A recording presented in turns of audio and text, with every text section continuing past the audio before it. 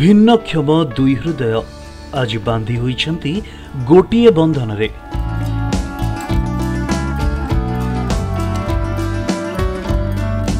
बरगढ़ रे होइछि आदर्श विवाह। समाज रे भल उदाहरण स्थापन करी भिन्नक्षम दुई जण करिनेइछंती परस्पर को सबुदिन पाई निजे निजर। एई पवित्र बंधन रे पुआ तेजराज बयस 26 आउ झियो बबिता 22 वर्षिया विवाह करिछंती। तेबे एई अवसर को समर्थन करी बरगढ़ निकट सरसरा झाड़ेश्वर मंदिर कमिटी मंदिर पाई देयराशि को संपूर्ण मागणा करी अनन्य साहाय्य भी बढ़ाइछंती एई भिन्नक्षम दंपति पाई। मोर बहुत आशीर्वाद अच्छे जेन नवविवाहित जेन जोड़ी अच्छा मान लगी मोर हृदय इन लगे आशीर्वाद बाहर कहीं कि इटा गोटे स्पेशल बिहाटे।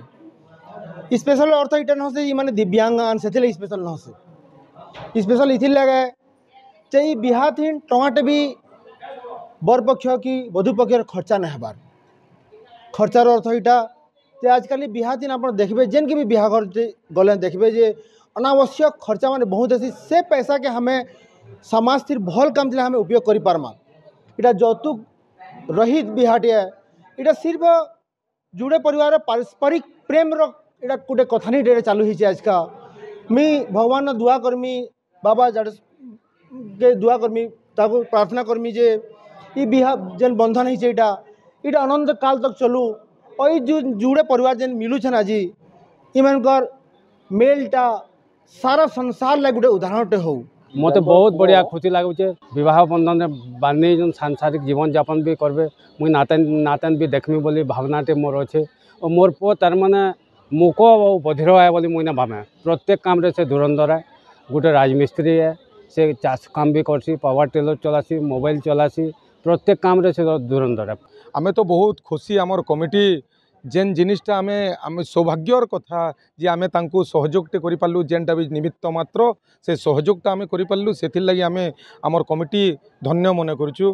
भगवान महादेव बाबा आशीर्वाद करुन दुई लोक दाम्पत्य जीवन सुखमय हो बहुत भल हिसाब से रहून यह बाबा ठारे मोर गुहारी। ए दुई जण बरकन्या जदियो कथा न कहि पारुछंती किंतु तांको विवाहर वार्ता समाज को एक मूल्यवान शिक्षा देछि। समाज रे समस्तंकु समान भावे स्वीकार करिवार एक श्रेष्ठ दृष्टांत भावरे एही विवाह स्थापित होइछि। ए पवित्र अवसर में पूर्वतन बरगढ़ विधायक श्री देवेशाचार्य डाक्टर अश्विनी भोई मंदिर कमिटी सभापति अमूल्य भोई समेत स्थानीय सभापति ता सहित सरपंच सुनीता भोई विवाह में जोगदे भिन्नक्षम बरकन्या को आशीर्वाद देइछंती। आमर मंदिर एटा पहला आमे दिव्यांग ब्याह कलु जेनटा कि आमे आज पर्यंत केभे ना करिथे एटा आमर लगी सौभाग्यर विषय बोली के मैं मना करूछे।